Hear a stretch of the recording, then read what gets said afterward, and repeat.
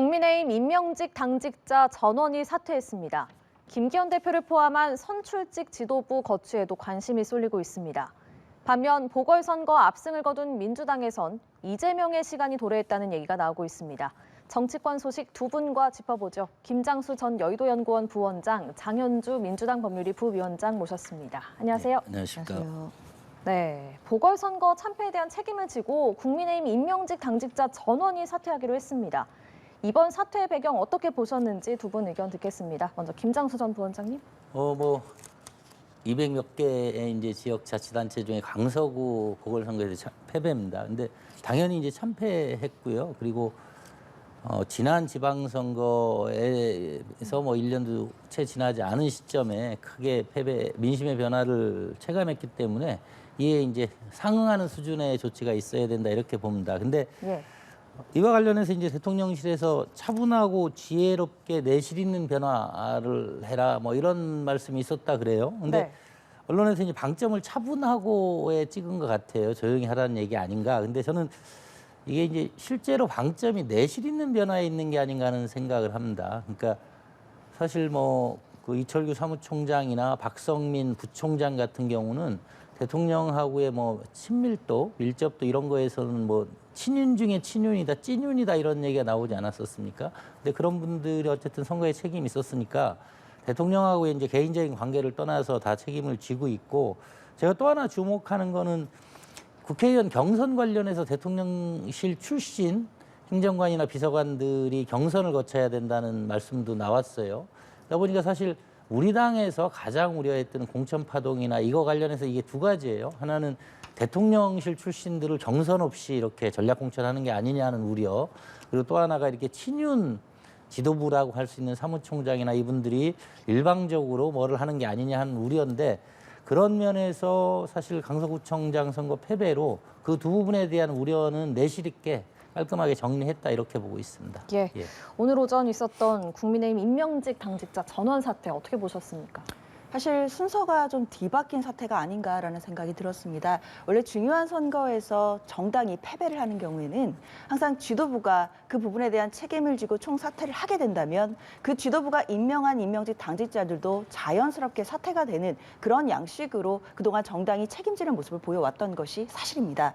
그러나 이 경우에는 임명을 했던 지도부는 그대로 있으면서 임명직 당직자들만 지금 사퇴를 한 모양새이기 때문에 국민들 입장에서는 과연 국민의힘이 지금 이번 선거에서 보여준 국민의 민심에 대해서 무겁게 받아들이고 있는지에 대해서 의심을 하실 것 같습니다. 이런 총사퇴가 결국 국민들께 감동을 주긴 어려울 것 같다는 생각이 들고요. 원래 책임이라는 것은 결국 권한이 있는 만큼 책임을 지는 것이 아니겠습니까? 이번 선거에 있어서 김태우 후보를 다시금 공천하는 데 있어 당 지도부의 권한이 컸을지 임명직 당직자들의 권한이 컸을지는 불을 보듯 명확한 것 아니겠습니까? 그러나 권한이 더 컸던 지도부는 그대로 있으면서 권한이 그것보다 더 상대적으로 약했던 임명직 당직자들만 사퇴를 하는 모습을 보면서 과연 국민의힘에서 국민이 드신 회초리를 제대로 그 의미를 파악하고 있는지 국민들은 회의적인 시각을 보내실 거다 생각합니다. 장현주 부위원장께서 평가를 해주신 것처럼 민주당에서는 정작 책임져야 할 사람은 윤 대통령과 여당 지도부다 이렇게 비판을 했습니다. 이 임명직 당직자 사퇴로는 민심이 수습되지 않을 거다 이렇게 보고 있는 것 같아요. 그렇죠. 어떻게 본다면 꼬리 자르기로 보일 것 같습니다. 국민들 입장에서는 지금 이 준엄한 민심을 보여주심으로써 집권 여당과 그리고 대통령실의 변화를 촉구하신 거로 봐야 될 텐데요. 그러나 임명직 당직자들만 사퇴하는 모습을 보이면서 꼬리 자르기를 하고 정작 책임져야 될 분들은 그 책임에서 물러서는 것이 아닌가라는 그런 의혹이 들기에 마땅한 장면이라고 저는 생각이 듭니다.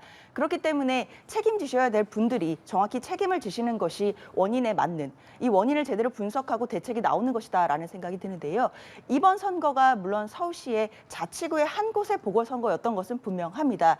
그러나 총선은 6개월 앞둔 시점이었고, 그리고 국민의힘에서는 김태우 후보자가 사면을 하고 그리고 다시 나온 선거였고, 그리고 선거 내내 윤심 마케팅을 했던 것 부인하기 어렵습니다. 김태우 후보자가 대통령과 할 라인이 있는 힘 있는 여당 후보다라는 것을 강조했었고요. 민주당에서는 정권 심판론을 전면에 내세웠었습니다. 그러나 결과는 17.15% 차이로 민주당 후보가 승리를 한 것이고, 결국 강서 구민들은 정권 심판론에 손을 들어준 것입니다. 그렇다고 한다면 집권 여당과 대통령실은 이 지금 무서운 민심 앞에서 해법을 내놔야 할 텐데요. 사실 국민들이 원하시는 것이 과연 임명직 당직자들만의 사퇴로 이 부분이 수습이 될 수 있을지, 저는 국민의힘에서 정말 그렇게 생각하고 있는지 정말 의문이 듭니다. 예, 김장수 전 부원장께서는 앞서 선거 참패에 대해서는 상응하는 조치가 필요하다 이렇게 말씀해 네. 주셨는데 이번 이 임명직 당직자 전원 사퇴가 그렇다면 상응하는 조치가 될 수 있겠습니까? 충분하다고 보십니까?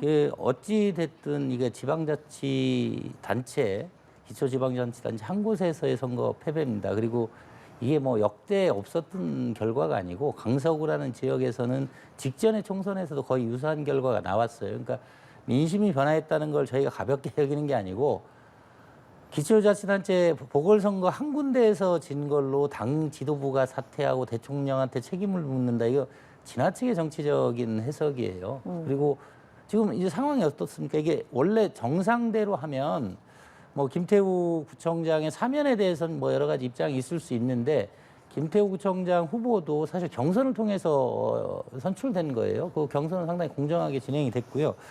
제가 그 민주당에서 얘기하는 게 지나치게 과도하다 예를 들자면 이제 우리 당이 유리한 지역이 있습니다. 그 지역에서 우리 당 후보가 이재명 대표는 뭐 책임지고 사퇴해라. 이거를 선거구로 걸고 이겼다고 이재명 대표가 사퇴할 것까지는 없지 않습니까? 그러니까 정권 심판도 있고 이번 선거는 저는 우리 당 전략이 총체적으로 좀 실패했다 이렇게 봅니다. 그렇기 때문에 그렇다고 이게 아주 뭐 이변인 그런 선거 결과도 아니고 그런 걸로 또 여당 지도부, 특히 이제 지도부는 선출된 지도부는 다시 선출하려면 전당대회 해야 됩니다. 지금 국정감사도 국정감사고 국내외적인 상황이 있는데 그래 구청장 선거에서 졌으니까 당신들 다 다시 전당대회 하고 이 과정에서 이런 게 우리나라 정치에서 이제 좀 지나치게 정치화된 측면들이다. 그게 정치 공세에 불과하지.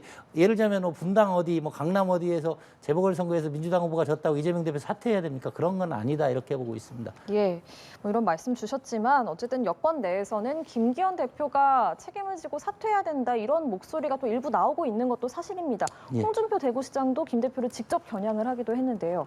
김기현 대표 체제의 재신임은 어떻게 보십니까? 어떻게 저는 이 전망하세요? 내실 있는 변화에 주목을 합니다. 만약 저는 홍준표 대표 전 대표 대구시장 입장은 잘못해 만약에 김기현 대표가 사퇴를 하고 이철규나 박성민 뭐 총장, 부총장이 남았다. 그럼 뭐 홍준표 대표는 또 다르게 얘기를 했을 겁니다.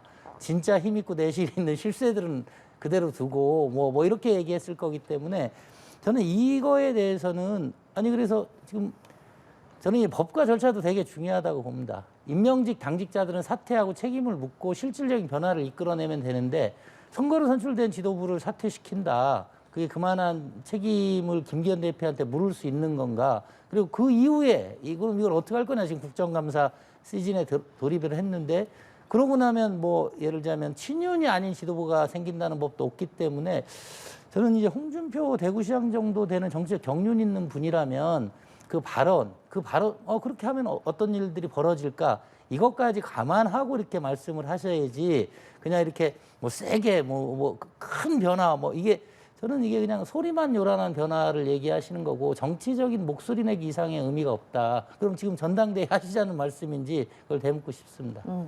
예, 상대당 입장에서는 네. 어떻게 전망하세요?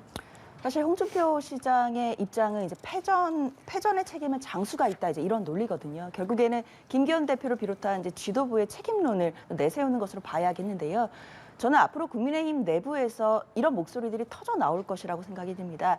그동안 이 선거 전에 수도권 위기론이라는 말들이 많이 나왔었습니다. 그 수도권 위기론이 과연 실체가 있는 것이냐 없는 것이냐 이런 것을 두고 설왕설래가 있었는데요. 사실 이번 선거를 통해 이 수도권 위기론이 실제로 현실에 있는 것이고 특히나 내년 총선에서 수도권을 준비하시는 국민의힘 내부의 정치인들이나 또는 국민의힘 내부의 수도권 의원들 같은 경우에는 지금 굉장히 위기감을 느끼고 있을 것이라고 생각이 듭니다. 그렇기 때문에 이 수도권의 준엄한 민심 앞에서 과연 김기현 대표 그 지도부가 지금 책임지지 않는 모습을 보여주는 것이 과연 어떻게 보면 국민의힘의 변화를 보여주지 못한다는 입장에서 국민들께 어떤 모습을 보여줄지 굉장히 좀 고민이 많아질 거라고 생각이 드는데요. 그렇기 때문에 앞으로 이 수도권 위기론에 대한 그 부분들이 더 격화가 되게 된다면 결국 총선에서의 국민의힘의 전국적인 위기론이 나올 가능성이 높아지고 당연히 당 내부에서 선거를 준비하시는 많은 정치인들의 또 여러 가지 위기 섞인 목소리들이 나올 것이라고 생각이 듭니다.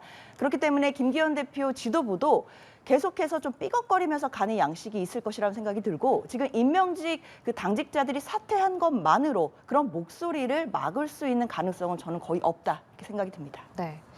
어제 윤석열 대통령이 선거 패배와 관련해서 차분하고 지혜롭게 내실 있는 변화 추진을 언급한 지 하루 만에 오늘 임명직 전원 사임이 나온 것입니다. 신속한 사퇴의 배경에 대통령의 의중도 반영이 됐다고 볼 수 있을까요? 저는 뭐 대통령의 말씀 자체가 여러 가지로 해석될 여지가 있기 때문에 뭐 어느 쪽을 이제 중점을 두냐에 따라 다른데, 근데 저는 이 어쨌든 기초자치단체 하나의 선거에 졌다고 이 상응하는 조치가 지도부 총사퇴냐, 그리고 그게 이제 여러 가지 시점에 안 맞기 때문에 실제로 이게 이제 뭐라고 해야 되나요? 어떤 수준에 맞는 그거에 걸맞는 책임을 지는 게 맞다고 보고, 민주당에서 얘기하는 얘기에 제가 거의 뭐 동의하지 않는 게 실제로 민주당 의원들은 지금 불법 혐의 같은 것들이 있어요. 이건 선거에서 패배는 그에 상응하는 조치를 하면 되는 겁니다. 이건 뭐 불법도 아니고 민심이 우리한테 많이 등을 돌렸구나. 우리가 이걸 어떻게 책임지고 받아들일 거냐를 고민하면 되는 거고, 민주당 의원들은 엄청 지금 구속되고 있고 기소되고 있어요. 법적인 문제로요. 당내 경선 관련해서. 이재명 대표 관련해서 지금 24명이 구속됐어요. 이런 거에 대한 도의적인 책임을 지지 않는 정당에서 선거 패배했으니까 뭐 대통령실 사과하고 뭐 당대표 사퇴해라 이런 주장은 언어 도단이다. 그리고 이 강서구청장 선거에 제가 우리 당에서 잘못했다는 거는 사실 강서구에서는 이런 선거 결과가 여러 번 나왔습니다. 그리고 말씀하신 대로 뭐 김태우 후보의 사면복권에 대해서는 여러 얘기를 할 수가 있지만 어쨌든 우리 당 당원 당규에도 김태우 후보로 인해서 발생한 선거에 김태우 후보를 다시 공천하는 게 민심에 거슬렸을 수 있다. 저는 뭐 선거 캠페인 뭐 여러 가지 다 이게 지역 주민들의 마음을 얻는 데는 실패하고 오히려 등을 돌리게 했다. 이런 거에 대한 책임을 진다면 당의 선거 운동과 조직 캠페인을 총괄한 사무총장, 그리고 이제 뭐 당대표도 어떤 수준의 이제 사과나 뭐 자기 책임지는 모습을 보이겠지만 그걸 아주 단순화시켜서 당대표가 자리를 내놔야 된다 이렇게 얘기하는 건 아니 그 선거 하나로 이렇게 전국 전체를 흔들려고 하는 더 무책임하다 이렇게 보고 있습니다. 예. 계속해서 당대표까지 사퇴를 요구하는 건 좀 과하다 이렇게 말씀을 주시는 것 같아요. 일단 대통령실에서 차분하고 지혜로운 변화 이야기가 나오고 뭐 하루 만에 이제 신속하게 임명직 당직자들이 사퇴했다 뭐 이런 언론 보도들이 지금 나오고 있는데요. 물론 대통령실이 그런 입장을 내고 하루 만에 사퇴가 나온 것은 맞지만 사실 선거가 수요일에 있었습니다. 그리고 오늘이 토요일이니까 거의 사흘 만에 나온 것이기 때문에 국민들 입장에서는 전혀 신속하지 않은 사태로 보일 것 같습니다. 그러나 대통령실의 이야기가 나오고 나서 바로 그 다음날 사태가 나왔다는 것 자체를 봤을 때는 국민의힘이 사실상 이번 선거의 책임을 어디까지 해야 될지 그리고 어떤 쇄신 방향, 혁신 방향을 가야 될 것인지에 대해 국민의힘 스스로 판단하지 못하고 결국 대통령실의 이야기들, 대통령실의 지시사항을 기다린 것이 아닌지에 대한 좀 실망감이 저는 좀 듭니다. 이번 선거에 있어서 대통령실이 윤심 마케팅으로 김태우 후보가 패배했다라는 점에 대해서는 분명히 책임도 있겠지만 국민의힘도 마찬가지로 그동안 대통령실에게 대해서 집권 여당으로서 때로는 쓴소리도 하고 집권 여당으로서의 나름대로의 존재감을 보여줬어야 하는데 일각에서 얘기하는 것처럼 용산 대통령실에 여의도 출장소가 아니냐라는 또 어떤 조소 섞인 그런 이야기를 들어야만 하는 입장이었습니다. 그런 부분에 대한 국민들의 심판도 있었다라고 보이고요. 앞으로 국민의힘이 다시금 민심을 얻기 위해서는 집권 여당으로서 대통령실과의 관계 재정립이 필요하다라고 보이는데 지금 쇄신의 과정도 대통령실의 이야기를 듣고 그 후에 이런 사태들이 나오는 부분들을 보았을 때는 과연 관계 조정을 제대로 할 수 있을지 그런 부분이 좀 의심스럽습니다. 그렇기 때문에 야당에서도 그리고 국민들께서도 지도부의 책임이 더 있어야 되는 것이 것이 아닌가라는 이야기가 나오는 것 같습니다. 예, 윤 대통령의 발언 이후에 어떻게 차분한 변화가 이뤄질 것인지에도 관심이 많이 쏠리고 있는데요. 대통령실 관계자가 국정 운영 기조를 바꾸거나 대규모 인적 쇄신이 일어날 가능성은 낮다 이렇게 얘기를 한 게 전해졌습니다. 그렇다면 국정 동력을 어디에서 마련할 수 있을 거라고 보세요? 그러니까 이 차분한 변화라고 하는 게 이제 실제로 이제 같은 단어인데 여러 가지 의미로 쓰일 수 있어요. 그러니까 이제 민주당에서 얘기하는 거는 실제로 얘기하면 뭐 아주 단순하게 얘기하면 문재인 시대로 돌아가라는 겁니다. 대북 관계도 그렇고 이재명 대표의 뭐 노란봉투법도 그렇고 이재명 대표의 민주당 체제는 문재인 정부에서도 하지 않았던 거를 요구하고 있어요. 그걸 협치라는 이름으로 얘기를 하는데 사실 문재인 정부의 정책 기조는 국민들의 심판을 받았습니다. 그래서 5년 만에 정권 교체가 된 거고 그러면 대통령실에서 얘기하는 차분한 변화는 민주당이 얘기하는 변화가 아니고 지금 이제 저는 그건 자신 있게 말씀드릴 수 있어요. 그러니까 지금 윤석열 정부는 노동개혁해야 되고 교육개혁해야 되고 연금개혁해야 된다. 네. 그리고 재정을 막 퍼주게 하는 것보다는 우리나라가 직면한 현실을 보면 재정 건정성을 지키면서 정책을 펴라. 그거 뭐 또 하나를 굳이 말씀드리자면 지금은 성장 동력이 떨어지고 있는 때이기 때문에 분배보다는 성장 동력 재확충에 힘을 써라. 이게 국민들의 바람이고 요구예요. 이거를 틀어서 옛날 문재인 정부까지 갈 수는 없는 거고. 근데 이제 제가 볼 때 민심이 위반한 이유는 여러 가지인데 하나는 대통령실에서는 이 과제들의 절박함과 시급성을 느끼고 있어요. 근데 국민들은 지금 이제 국민들 입장에서는 되게 어렵죠. 우리나라가 이미 장기적으로 경제 저성장 국면에 돌입을 했고 임금은 오르지 않는데 모든 공공요금은 올라요. 그렇다고 윤석열 대통령이 생각하기에 그렇다고 지금 공공요금을 계속 적자로 두면서 미래 세대의 책임을 전가할 수 없다. 국민연금도 마찬가지예요. 그래서 저는 윤석열 정부가 풀기 쉽지 않은 딜레마에 직면해 있다. 이 과제는 해야 되는데 그렇다고 그전처럼 문재인 정부처럼 퍼주기로 가고 미래 세대 책임을 떠넘기로 가면 윤석열 정부의 존재 이유 자체가 없어요. 그러다 보니까 대통령실은 이 과제에 대한 절박함, 시급성, 원칙 이런 거를 느끼는데 국민들이 볼 때는 답답하죠. 나 먹고 살기도 힘든데 자꾸 공공요금은 오르고 그리고 이제 또 야당하고는 계속 싸움을 하고 그러다 보니까 저는 원칙은 훼손하지 않는 선에서 좀 속도 조절이 필요하고 속도 조절의 핵심은 국민들하고 소통 강화다. 국민들한테 계속 이 상황을 설명하고 그리고 국민들이 공감대를 형성할 수 있는 정도의 속도 조절이 윤석열 정부가 생각하는 차분하고 내실 있는 변화고 그게 민주당이 요구하는 변화하고는 전혀 질적으로 다르다. 이렇게 보고 있습니다. 예, 차분하고 내실 있는 변화 어떻게 이루어져야 된다고 보십니까? 뭐 어느 정부나 국정을 운영하는 그 동력은 당연히 국민들의 지지입니다. 그렇다면 이제 말씀 주신 것처럼 국민들과 소통하고 국민들, 그 민심이 무엇을 원하는지 이런 부분에 귀를 기울여야 될 텐데요. 대통령실에서는 지금까지 이념 부분에 좀 강조를 하는 국정을 운영해 왔습니다. 사실 그러나 이번 민심으로 보여준 것은 국민들께서는 역시 민생과 경제를 더 살려달라는 그런 요구가 아니겠습니까?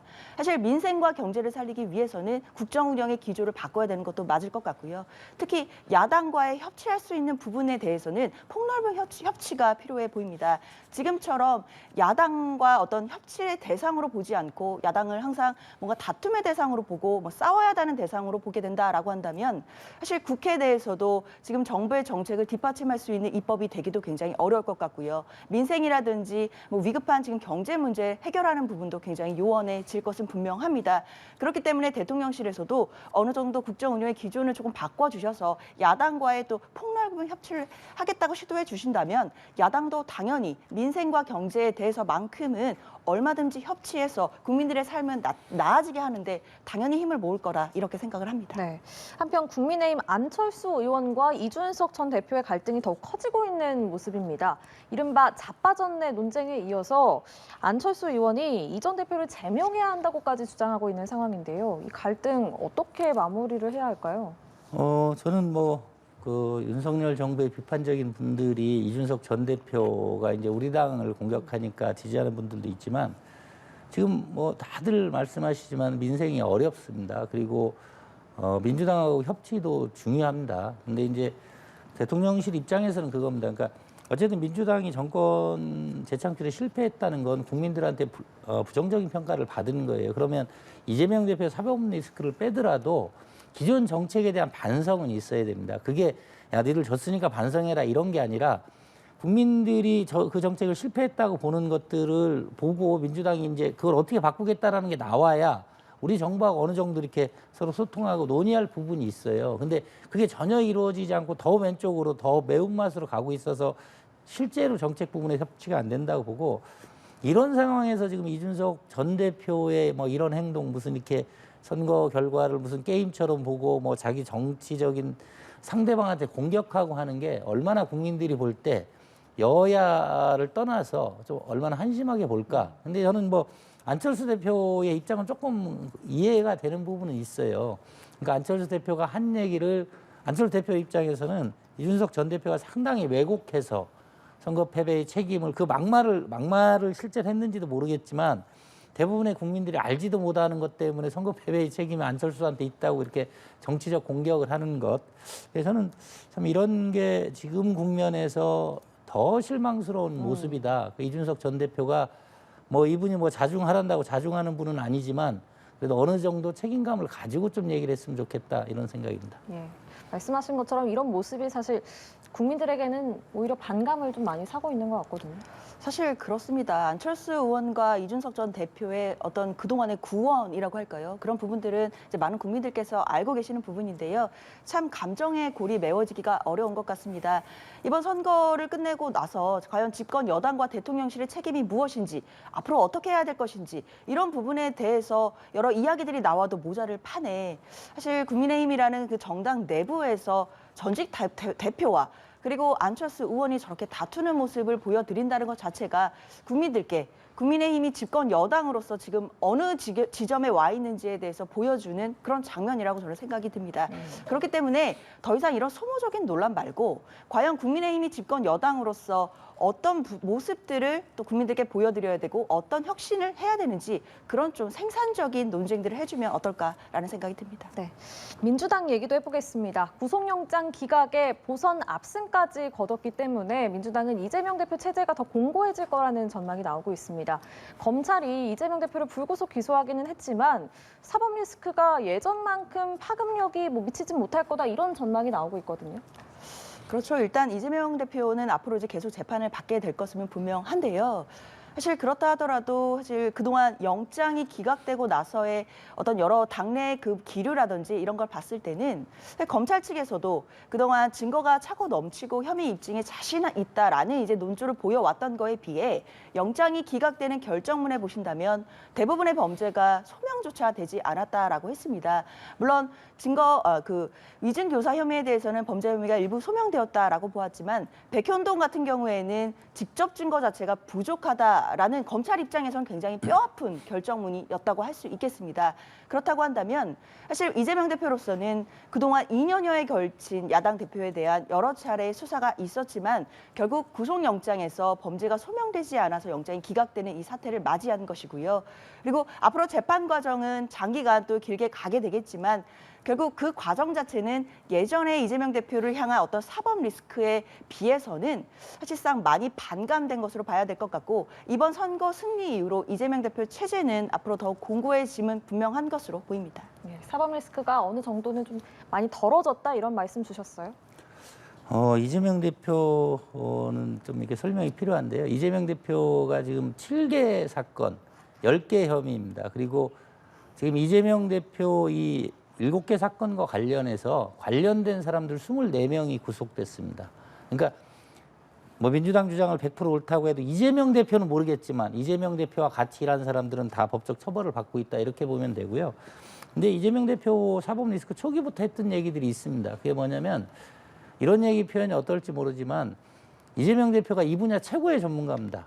본인이 실제로 뭐 성남지사도 했지만 성남시장 경기도지사 했지만 이걸로 석사 논문까지 썼어요. 지방자치단체의 비리가 어떻게 법적 처벌을 안 받고 넘어가는지. 그래서 이제 저희가 처음부터 우려한 게 이재명 대표가 지금 밑에 사람들 다 24명이나 다 구속됐지만 본인의 책임을 최대한 회피하거나 면하는 조치들을 해놨을 가능성이 있습니다. 그렇다고 이게 무죄는 아니죠. 뭐 좀 험한 표현은 이제 법꾸라지, 법을 잘 알고 응용을 한 사람이다. 이렇게 보고 대응을 해야 될 거고요. 저는 이재명 대표가 정말 무죄를 확신한다면 지금 사법 절차에 좀 빨리 협조 좀 했으면 좋겠어요. 계속 나오지 않습니까? 계속 재판 연기하고 그전에는 실제적인 묵비권을 행사하고 뭐 불체포 특권 활용하고 지금은 이제 그 법적인 조치긴 하지만 실제로 내가 죄가 없다 하는 사람들은 사법 절차를 빨리 가져가려고 하죠. 그래서 저는 지금 민주당에서 마치 체포영장이 기각된 거를 가지고 무죄인 양 얘기하지만 앞으로 일주일에 뭐 두세 번 이상의 재판 절차들이 계속되고 있고 그 과정에서 진실들의 일면이 알려지면 저는 그게 더 큰 부메랑이 돼서 이재명 대표한테 돌아갈 거다 이렇게 보고 있습니다. 예.